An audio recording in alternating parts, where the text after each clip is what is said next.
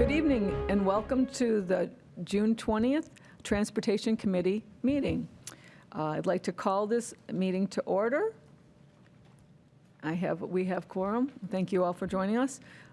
First order of business here before you, you have the minutes from April 18.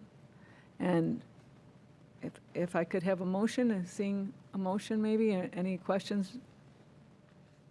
If you've had a chance to approve the minutes? I'll make a motion to approve the minutes from April 18th. Thank you, Mary. Can I have a second? Second. Oh, thank you, Tim. All those in favor, say aye. Aye. Motion's passed. Thank you. Next order of business is our committee discussion, and I'm going to turn this over to Mr. Valentine, and he can start us off with Thank you. the first item.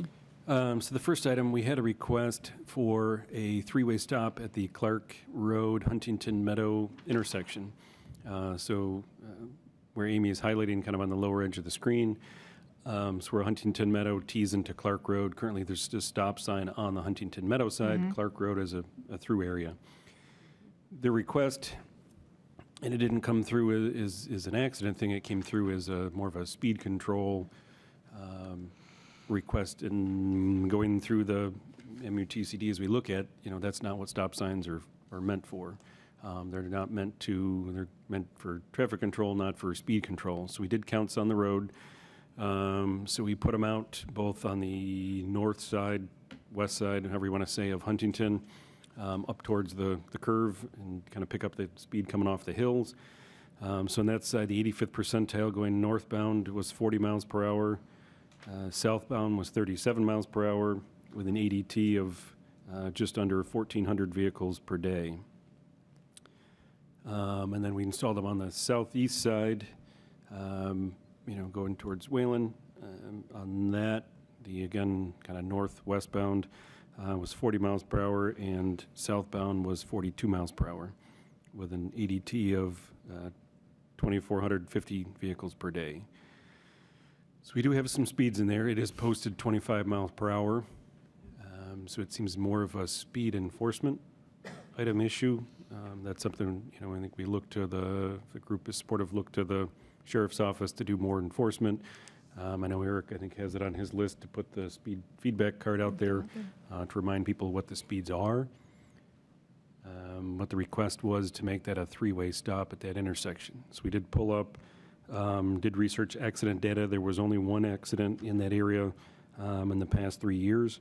And it was actually a deer ran out in front of a car and somebody hit a deer. So it was not a vehicle-to-vehicle or pedestrian accident. So there was no other accidents in that area. But speeds are, for 25, we're, 50 and over. So seems apparent that some enforcement is needed for that. Mm-hmm. Feedback card is appropriate. We don't think that a three-way stop is appropriate in that area for speed control. That's not what that would be for. But thoughts, comments? Mr. Tate, I believe we talked, I think the speed counter is either out there or thinking about... I will be putting the trailer out there? Yep. I think that's maybe our Obviously, we first. can time that with, having the sheriff's department out there. We can stagger those weeks. So if they're out there or can be out there at a certain time, we'll make sure we don't have the feedback card at the same time. Yep. Wanted to discuss it with this group first. Perfect, good, yeah. Your study have a heavier, or a time of day that had heavier traffic that we could focus our efforts on in a more... Yes, I think both were AM. The one was like 7:26 AM. Yes. And one was like 7:36 AM. Did you get the same on like the PM side of work hours, like the 9 to 5? So that was the peak of the day was 7:26 AM, but we can pull up, or I don't have it right here, but we can pull up what the PM time is and share that with you as well. But I'm guessing if it's 7 AM, it's probably 4:30, 5 o'clock. It's basically people coming and going. I think it's easy enough to just create a special attention request for the district cars to just run traffic on the AM and PM side of, the banker's hours. Yep.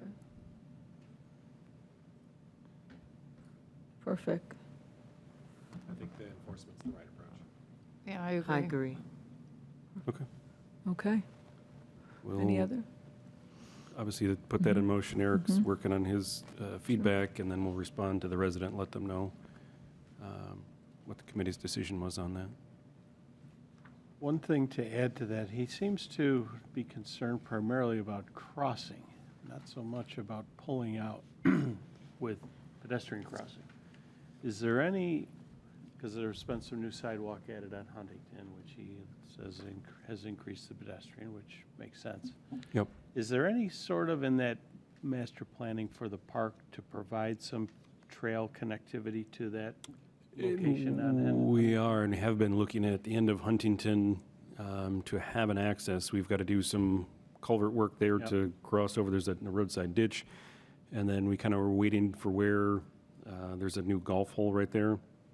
So we were kind of waiting for disc golf to kind of settle down of where they ended up and then see where that path kind of makes sense to come across. So at that point, we may look at, put a crosswalk in there, and then we'd have to do some pedestrian signage if, that's the spot where it ends up. But coming across from Huntington and then people going into the park or out of the park.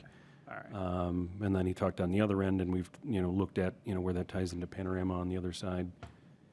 We do have sidewalks in Panorama. We do not have sidewalks in any other locations in Clark Road. That comments come up, as we look at the development, future use of Shadow Pines, and that's something we'll take a look at is, first and foremost, there's trails internal, if people can kind of get into and out of the park from there. Putting sidewalks on Clark Road, we can look at it in the future. I know going up around the curve, there's guide rail, there's a lot of grade on that. Yep. That would be kind of difficult to do, at least on the outside edge, as Amy's shown on that curve there, is kind of tight around that piece, but we do have sidewalk on the upper end of Clark Road up by Harwood, and then it stops. And I believe we've had a request for sidewalks to send them up at least up to Skyview, so that's something we'll have to look at future with the town board, is how far up do we extend those, and then can we get an access in the park? We do have an access in Harwood, so in the neighborhood on the back side, there's an access point, actually where, if we move ahead with the pickleball development, we own a strip to the right-of-way there by the town, that's where we're looking to connect sanitary sewer in, so there is a pedestrian connection location that the public can get in. Well, it just In the back should side. note in our response to the individual, obviously the enforcement part of it, but in future trail Connections, we're connectivity, looking at other, enhancing the pedestrian crosswalk and pedestrian safety Yep. to the extent possible with the markings and possible signage and others are being contemplated as part of the park master plan. Yep. Oh, good point. I did speak to that resident as well and confirm that, because and after speaking with Eric and Mark about that crosswalk, because he was speaking for the area of the residents there on Huntington. Okay. Thank you. I think next on the list is a stop sign request in the Beacon Hills neighborhood. Mark? Yes, we shared this with the neighborhood. There is a current two-way stop on Beacon Hills North and South. There was a request to put a stop sign on Blue Ridge Drive as it ties in. We just got an email from a resident that also lives in the neighborhood today, sharing their concerns about that, and said that the rest of the neighborhood does not have stop signage similar to that, and it seems to work out. So I think if we look at this one, we've kind of got to look at all of them, and we have two other neighbor residents here that may have some thoughts or comments and can share insight in that as well. I would love to see a stop sign at the end of Blue Ridge where it meets Beacon Hills North and South, because, and here, I'm president of the condo association too, and my residents go flying down that hill. They don't care that there's, they just boom. And we've had issues with some of the neighborhood kids skateboarding on that lower part of Beacon Hills. Okay. That I just worry that one of them is going to get knocked So off their skateboard, but people just flying because So they know you're they up in the can. condo portion? Yeah, if we put a stop sign right there, coming out of Beacon Hills, and so it's just a three-way. I mean, Are coming out of, I always stop, and I think everybody pretty much stops to go around, when we come in off of Scribner, and then we're turning north or south. Mary and I both are turning south because we live near each other. But, you just stop to make sure that there isn't some kid, or because there's a lot of children in this neighborhood. bikes, skateboards, walking, dogs. Yeah, but that's not a bad idea there, just because of, just they come flying down there. Okay. Yeah, I don't know as we've ever captured any speed counts on Blue Ridge, so we probably should at least, It's a private Gather- road, gather some technically. data and So everything you else, guys, so- if you need permission, I give it to you. okay. Okay? That'd be the first, if we can get permission, we'll So that put some would- counters on it, at least to gather data first. We've got the If information you and put it then, down towards the bottom there of Blue Ridge, like, because I know Blue Ridge then ties in at the Because top there end, is but it's stop a, sign Yep. at Beacon Hills Yeah, Drive there is South, one. yeah. and Yeah, there's stops on the north-south yeah, it stops on the legs. north-south, but, You're talking about the west. She's, yes, she's The- talking right about there. going west, right. So when you're at the stop sign and you start going, and I see somebody up the hill, I stay stopped because they're flying down that hill, for the most part. There are some people, because there are elderly people that live in our development, but there are some people, so they go a little slower, but you can just tell by looking at the car up the hill whether it's flying down or not. they're If it's coming. flying, I stop and let them just continue on their flight. Well, I'm an original homeowner in one of the single homes on Beacon Hills Drive South, so I've seen a lot of changes over the years. I mean, my house was there before the townhouses were there, so I've always wondered why we didn't have the stop signs reversed, but I guess that's how they did it back then. Yeah, there and at Cove and Rockhurst, Yeah. and Brian mentions So that in they here don't, too. they don't stop, we stop Yeah. going down. In some ways, I think that's it's good for Beacon Hills South. It kind of slows traffic down a lot because you go from an area with a lot of kids to no kids, back to an area with a lot of kids. And it's changed over the years. Yeah, I'm sure it There were has. It kids has- it when has- I was- It's our changed kids. since I've moved Yeah. there 19 years ago, yeah. I don't know, I just don't want to see an overuse of stop signs. That's my only thought. But, I'd like to hear what everyone else thinks. Yeah, and as engineers, what do y'all think of putting a stop sign, like at the end of Blue Ridge, where it intersects there with Beacon Hills North and South? To kind of get those people to slow down a little bit. I mean, I think we go out and look at the site distance, we can go out and gather the speed data and the volume data, to kind of look at what we're Okay, talk we're about it. dealing with, and then. Talk about it in our September meeting. And then I It's think probably been a while we put it since on Rockhurst, I think at the same time, if that, now, That's fine. is that part of the HOA's? Yep, it's part of the HOA too, you I'm have just thinking if we're permission. looking at one, we, And Cove's, oh, no, Cove, Cove is not, Cove is not. Cove is That's right. single-family That's a single homes, home. but Okay. Rockhurst, I don't notice any speeding out of there per se, but Blue Ridge definitely, because I think it's because it's downhill. more of a grade on that. They just come flying out of there. Can you pull up the street view? And so Laurie, you were saying mainly it's your people in your HOA. It's people that live there, your homeowners, all your, Yeah, unless some of the homeowners cut through there, because it semicircles up to the other Right. side of Beacon Hills North, but I don't know. I don't recognize all my sure. residents, because they don't all come to the annual meeting. Yeah. There it is. Yeah, yeah. And see, it's just a nice hill that's, some of the young guys in the neighborhood like to skateboard down, and we don't like that because of insurance reasons, but they still do it. But I'm just waiting for one of them to get hit by somebody that's just driving and not paying attention, which happens all the time, not paying attention.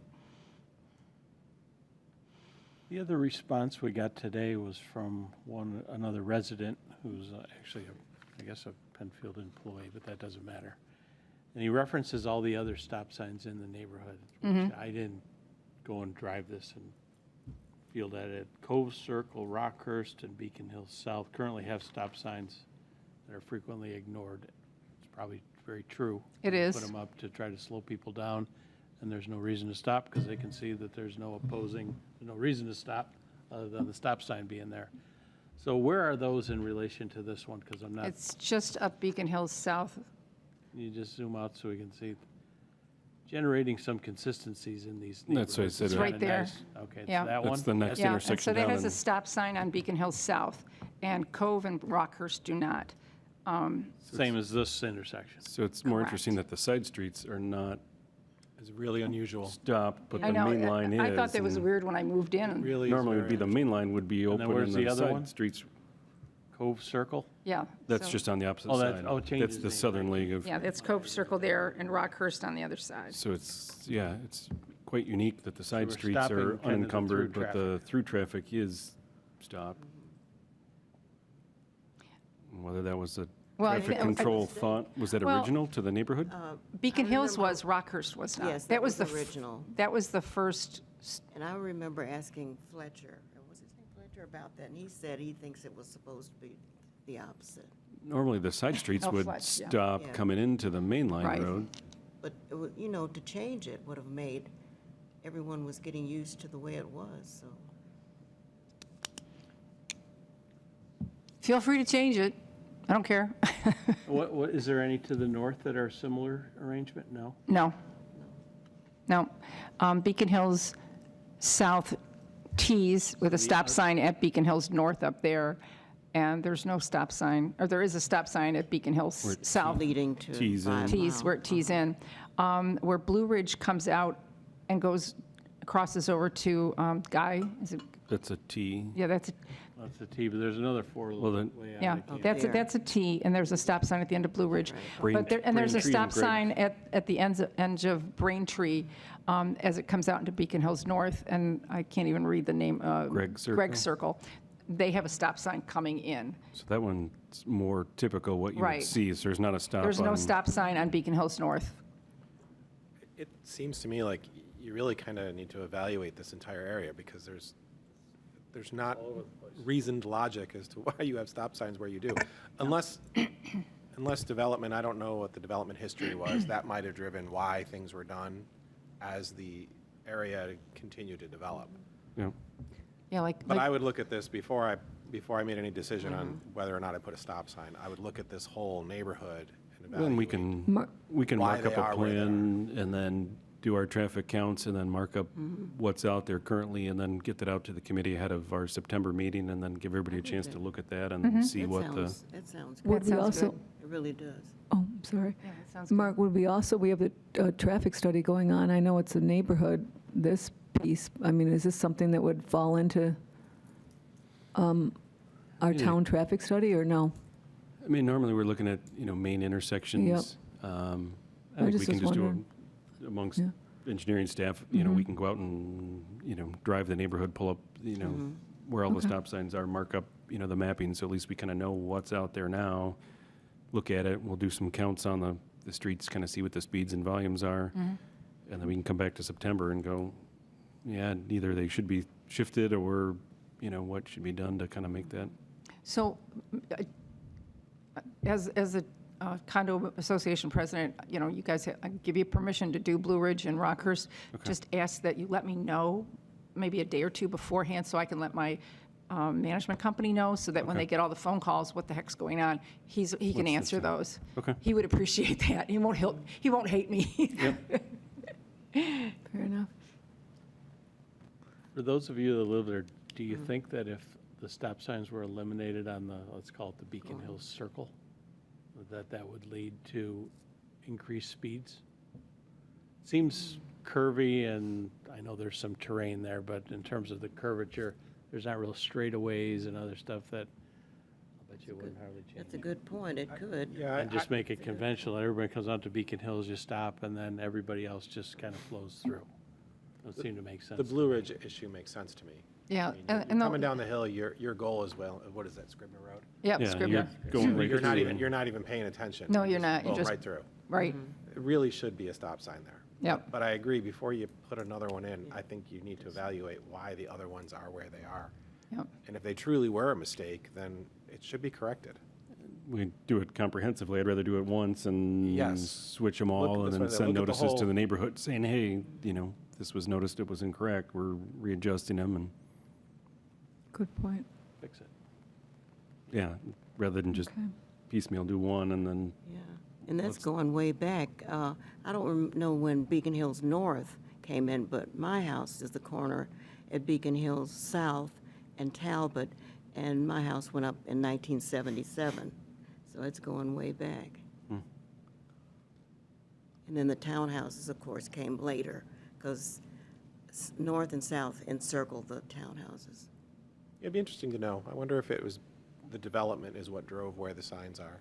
It could have been the way it was phased, and they just Yes. kind of put them in and then never took them out when the next phase came in or something, Right. and how it, Now, the first phase was Blue Ridge down at the end near where we want the stop sign. Yep. Then they built the rest of Blue Ridge, then Rockhurst was next, then Talbot and Braintree.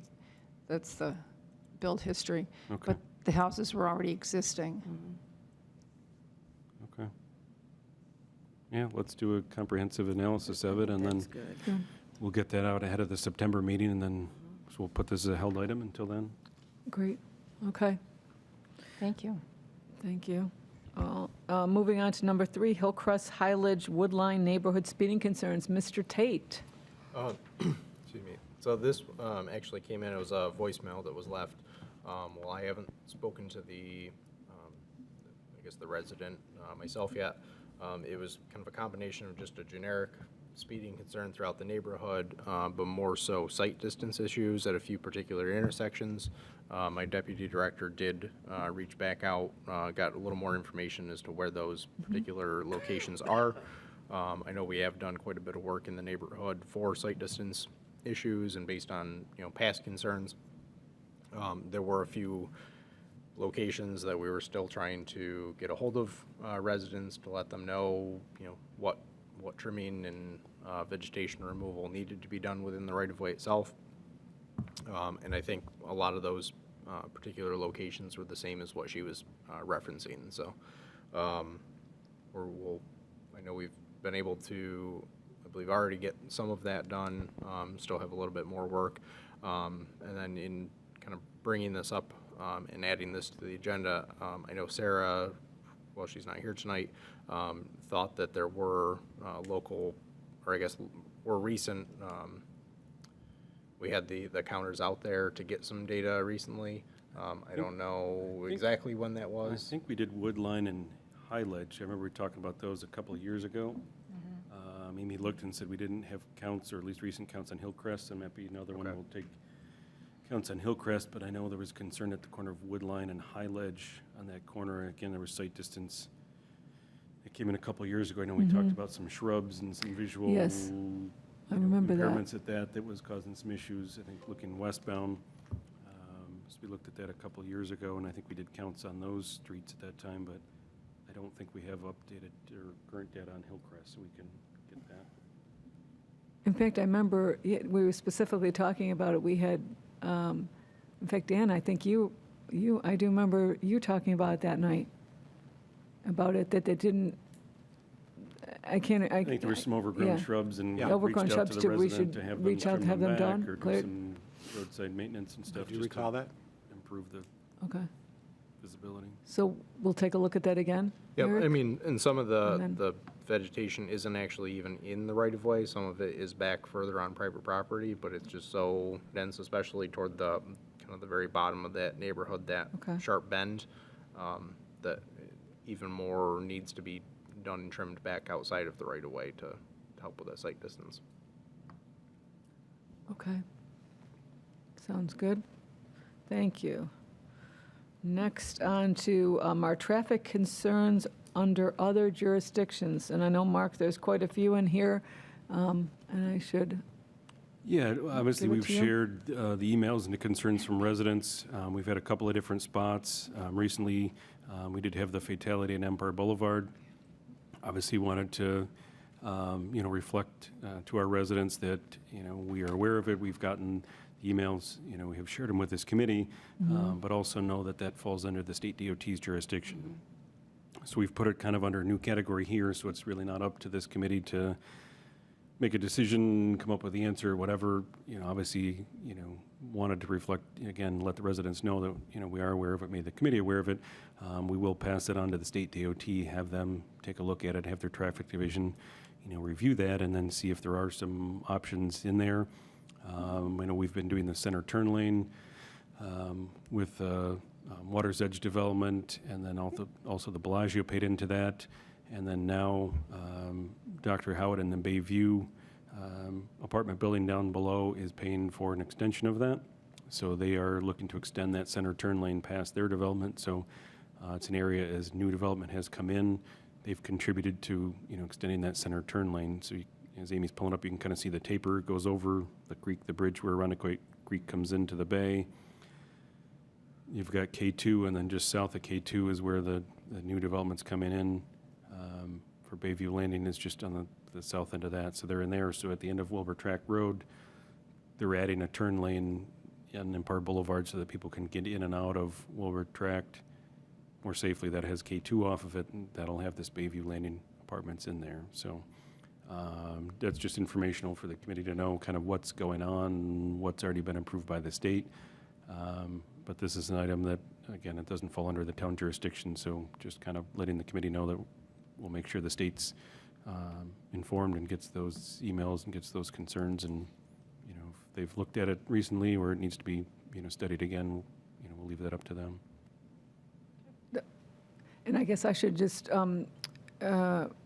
say that I meet monthly with the Monroe County Sheriff's Office, and this has come up, the issues of speed. I know that they are putting a more concerted effort now to look, and not that they weren't before, but more so lately down there because of the incidents, the accident. And I know, I don't want to put him on the spot. I know Lieutenant Thomas is here tonight. I guess any kind of suggestions, I mean, other than the number one thing is people are driving too fast down there, and we can only promote it. I mean, it's not a town road, as Mark stated. It's not for us. The state really has to do something. But I guess, and one thing that we're very cognizant of, that we have new businesses coming on there. In about a month, we have a new restaurant that's opening up in the old McGregor's that we're anticipating a lot more traffic down there. Not that we don't have a lot already, but is there things that, I mean, this goes out to all our residents and people, and hopefully maybe there's some suggestions that you can give us as to what we need to, when residents are reaching out to us that live down there, that drive that every day. Other than making people aware to slow down, and that, is there anything else we can, do other than pushing the state? Just off the top of my head, I would just say keep the communication open between the town and the sheriff's office. Mm-hmm. A lot of our targeted traffic enforcement is driven by complaints. It's a major thoroughfare. Mm-hmm. And speed has always been a problem on Empire, and accidents tend to be worse there because of naturally higher speeds, especially coming west down the hill, actually, east and west down the hill. It's kind of a saddle there right near the bay. So just keep communication open, because the more we hear about it, the more we can continue targeted enforcement there.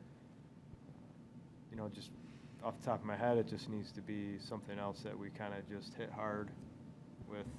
And that doesn't mean we have to write everyone tickets. If we're out there flying the colors and with our lights on, people are going to see that we're enforcing traffic. And the more we hear about it from you, though, the more we can figure out, do we need to do anything more than just normal routine patrol speed enforcement? Do we have to set up a detail, speed traps, things like that, if it's getting to the point where, we really have to pick up enforcement on it? Okay, thank you. Good to know. Board, any other committee? Other comments? I appreciate it. I know that it's not there's no easy answers.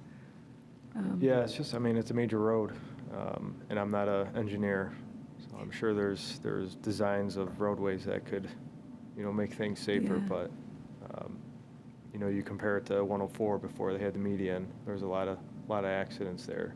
Same thing with Jefferson Road. The median came in, and turns were controlled by traffic signals and Mm-hmm. things like that, but I don't think there's real estate up there to really throw a median in there. Yeah, no, I don't. Hopefully the turning lanes, the turning helps a little bit for the businesses down there, but the speed piece of it is definitely a concern. Is the two-way left turn going to extend past the K2? Do you know? Yes. Plans for this? It's going to serve both ways for K2, for both It will, east and okay. westbound. We're just kind of held by that And east of Agway, there's a bridge / culvert Yep. there. That's kind of the restriction point. Otherwise, we'd extend the center turn lane all the way through Not there. gonna That- extend the culvert? Widen it? It's not going to connect up to the other one? No. The taper is, but it's not, it's going to taper both ways. The culvert is not, or the bridge is not scheduled for replacement. Hopefully, when and if it is, then you'd widen that and then extend Oh. that center turn lane all the way through there. Right now, that's the pinch point, so. Certainly, yeah. Again, for pedestrian, we've got sidewalks on one side. We've done some sidewalk work on the other side, like to connect those through. Now you've at least got a safe spot for pedestrians off the road on either side. So if that, that bridge was ever extended or replaced, extend that out. Now you can hang a sidewalk off Oh, it, sure. make enough room for a full center turn lane through there, and at least now you've kind of got pedestrians on the north side, from those apartments down. You can go down to the park and tie on through, but that, we've kind of stopped on either side because that's where we're kind of stuck at that point. And going up towards the new, which is going to be Barbell that's opening up there, the old McGregor's, that there's no in and no turning lane, no. I mean, we've worked with the state where they've restricted their curb cuts. If everybody remembers back McGregor's, it was just pavement from property line to property line. So at least we've tried to define entry points into their property, so that makes it better. So it's not a wide open entrance. So, minimizing curb cuts, that's hopefully a betterment from what it was. That's when they redid Empire Boulevard, a couple of years ago. They looked at, the curb cuts down through there and tried to kind of define those a little bit better. I'll share, I have a networking group that meets for lunch at the Bayfront, and when I'm coming down, because I'm coming down from Plank, from where I live, down Empire, and trying to turn and praying nobody hits my back end. I mean, I've got my signal on, and I put it on plenty in advance so people can, oh, I don't want to get behind her, move over, but you look in your rearview mirror and you're like, oh, please stop or get in the other lane as they're flying. This complaint is specifically about a traffic signal and traffic calming controls.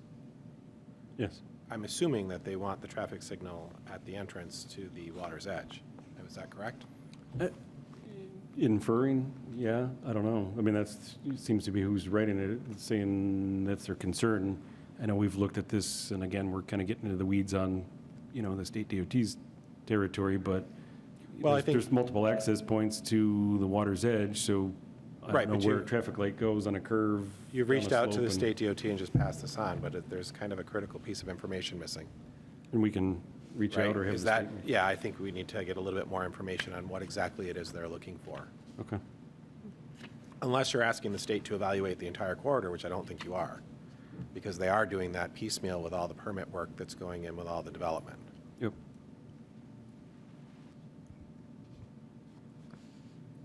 We can get that piece and then make sure the state has that. And if there was a signal required for that development, they would maybe put one up. Yeah.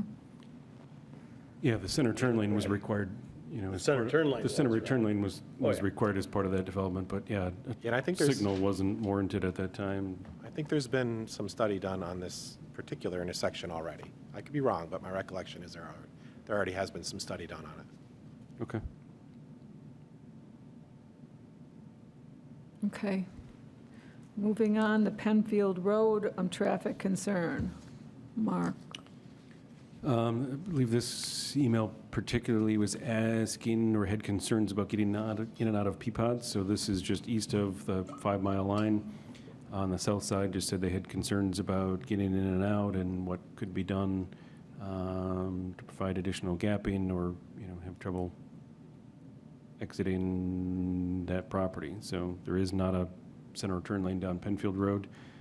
I think just certain times a day, I don't know if specifically, I think they said they were trying to turn left. Yes. It's gonna be tough on the, Yeah. certain times a day, you may have to turn right and go down the road and turn around Around, and yep, exactly. Yep. and come And when they're back, leaving, but they're going to have to turn right and then go around the block or something. certain It times just- a day, it's tough to do, and I You get can't. that, but You can't even switch lanes, are you kidding me? Yeah. Did they provide time of day concerns? I think they said, I believe she did. It was after daycare picking up in the afternoon, wasn't it? Dinner time, or Makes sense. I think it was. Yeah. I I'm mean, sure. I'm that's- sure it's evening hours. Evening drive time, when that light changes, there's a constant flow of traffic that's going home, going eastbound, so if you're there at the wrong time, you're not gonna be able to turn left.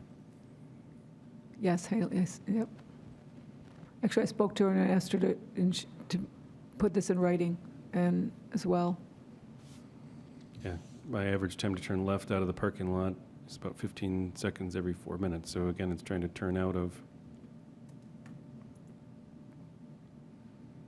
Unfortunately, making a left turn out of there may be difficult at that time of day. They may have to turn right, and like I said, go around the block or go down the street and Go to the light. turn left down a Whichever side direction you street, and wanna then, go, again, we can pass this on to the state. It is, again, it is their road. But I'm not sure there already is a traffic light at 5 Mile just down the way. You're not gonna put a traffic light at Peapods. And there's also one at High Ledge. Yeah, just down too, the other side. The other, which a lot of people do go and turn down there, and I see them, if they can't turn out of like Duffy's or something, they go right and then they get to there and then they turn back to the light and make it is difficult certain times of day. I know because I live in that area as well. But good for that, okay. Thank you. And then our next is a traffic concern at the Dublin Road and Route 441. This came kind of just recent here. Mark? Yeah, so Dublin Road dead ends into 441, so I think this one was more of a concern of pulling out and the speeds of people on 441 coming and being able to kind of judge that or be able to pull out at a reasonable speed. I think the sight distance is decent there, looking that direction. I think it was just more as they're pulling out, how fast people are coming along 441, for them to kind of get out into traffic. So there's already an intersection ahead sign there on the curve, isn't there? We can 441. pull it up on. So, Going westbound or eastbound? Westbound. On the other side of the intersection. Yeah, right there should be one.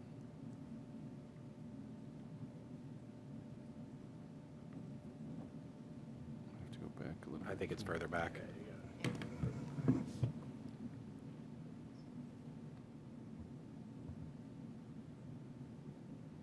No, it's past the curve. It's probably that Might be right there. one right there. Go a little further. Yeah, there it is. So they were asking for an intersection warning sign. There's already one there. Yep. There's got to be at least 400, 500 foot of sight distance, I would guess.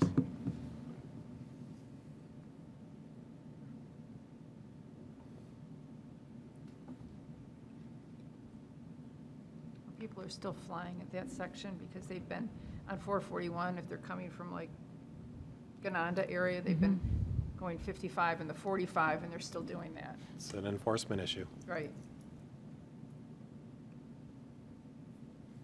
Yeah, there's a light at Salt now, which wasn't there before, so you've kind of got that one, but in between there to here, there's nothing else as far as a traffic control device, and then now you're kind of coming into the 250, 441 area. Which is a It's zoo. just a matter of speeding. it's How just a far matter back, of- how far back does I don't remember where the speed limit drops from 55 to 45. 45 there, so. Yeah. I believe it's 45 when it crosses Harris.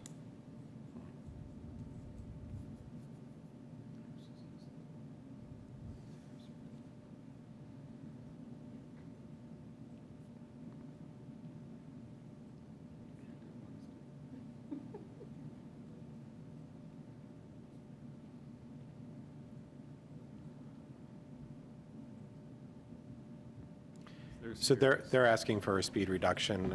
The state will evaluate it. That's, That creates other problems. yes. When people obey it, I think there was one the and other then when direction. people don't. Because it went- You have variations in the traffic. If you go back where you started and go back a little bit further, Yeah, I think I saw So it's it. 45 for quite a while. Yeah. yeah. And like I said, they're doing 50, 55, because I'm out this way a lot. You know, I'm out, it feels like I'm everywhere showing houses and whatever. Oh, it's a 441 sign, Yeah. sorry. I mean, on the surface, to me, this is just an enforcement issue. But you forward it over to the traffic department, they'll look at it. Okay.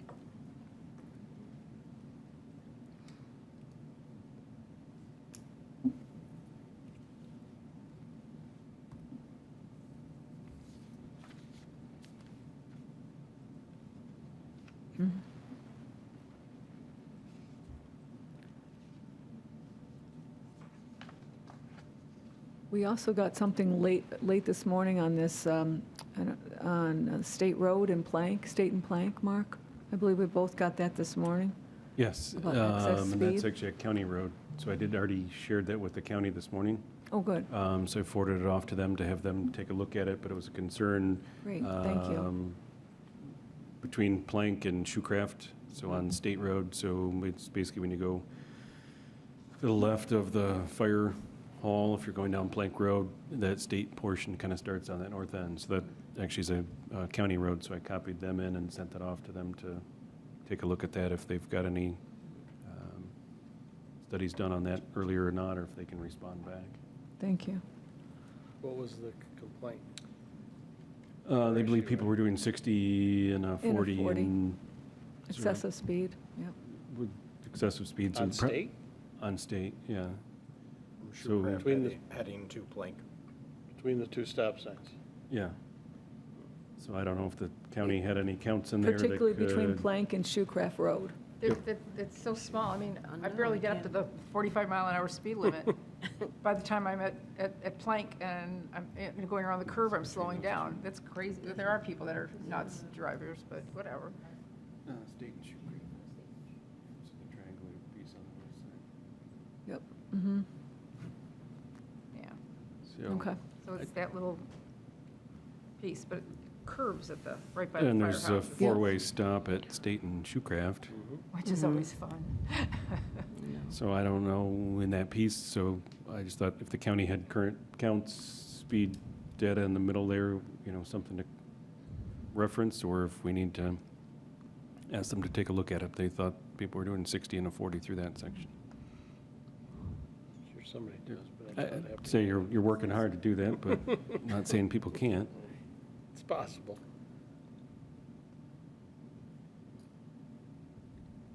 So again, that's a county road, so it's not our jurisdiction. Otherwise, I'd say we put counters out, but I just asked them to take a look at that, and if they've got any current counts, they can share that back with us.